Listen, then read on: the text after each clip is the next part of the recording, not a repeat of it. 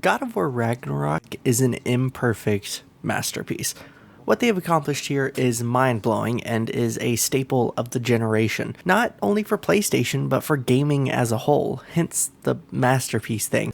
But it's also exactly what you would expect. It's more God of War 2018 in the good and, unfortunately, the bad.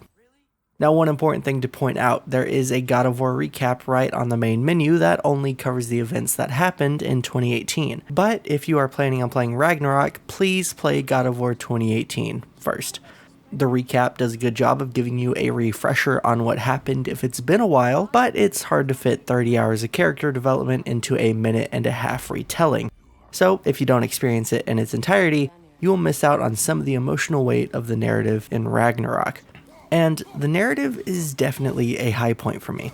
The single-shot camera I praised in my last video makes a return, and it's even more impressive this time around when accounting for the scope of the journey that Ragnarok takes you on. You see, the last game was a story about Kratos and Atreus, a father and a son going on a journey to fulfill the mother's last wish of spreading her ashes on the highest peak in all the realms. It was personal and focused on the development between them.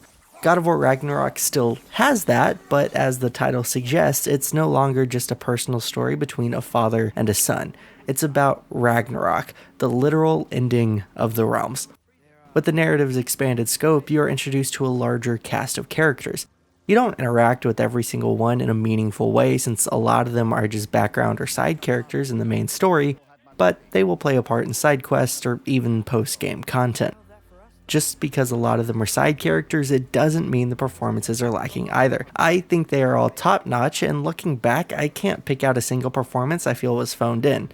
One sort of nitpick I do have is with the facial animations. During actual captured cutscenes, they are great, but during gameplay itself, the facial expressions kind of fall apart and characters can just look like puppets at times. It's not something that you will notice unless you are actively looking for it, so it's not a big deal at all. The same can't be said about the compass though. I know that's a really weird thing to complain about, but I'm sorry, I hated it.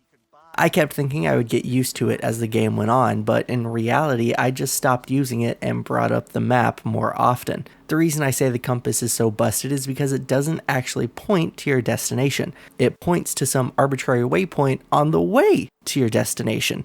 This doesn't sound so bad, and in theory it might not be for some games, but with the level design here in God of War Ragnarok, those icons can be constantly jumping around.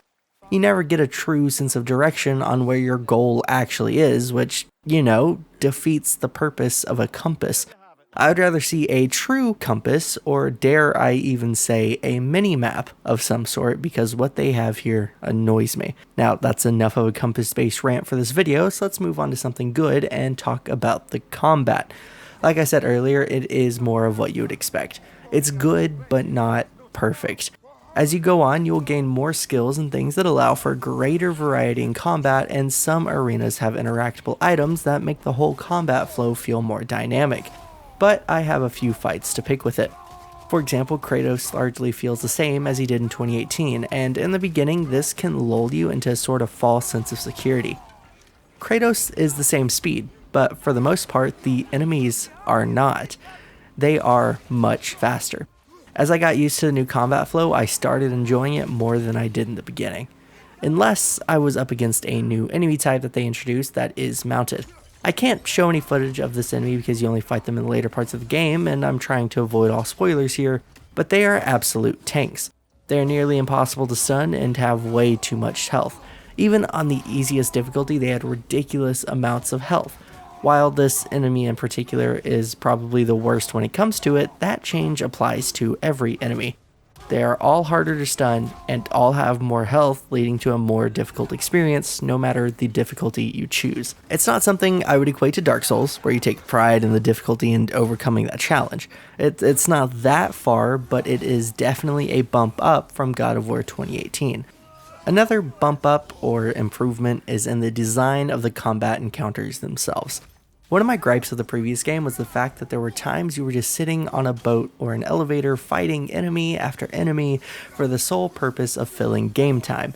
You don't really have that here in Ragnarok. It's still a linear game, so of course there are combat arenas you will get locked into, but you never feel like you're just standing around waiting for the next wave of enemies to spawn. It's such a minor thing in the moment, but looking at the bigger picture, it helps the overall pacing of the game. And the better encounter design isn't the only thing that helps it. My other main gripe of the previous game was about the many roadblocks you would come across. You would have to backtrack over and over again anytime you made any progress. Ragnarök solves that with the design of its narrative. You still backtrack a little bit, but it never feels heavy-handed. Everything you do genuinely makes sense in the frame of the narrative and world. Trying to summarize my thoughts on God of War Ragnarök and avoid spoilers has not been easy. I have so much more I want to say, but I will save that for a longer critique in the future if I ever feel like making one. But for now, will I recommend God of War Ragnarök? Absolutely. In my opening statement of this video, I called it a staple of the generation, and I wholeheartedly stand by that. It has the best main story I have experienced in a very long time, and for the side quests, I would even equate it to The Witcher 3.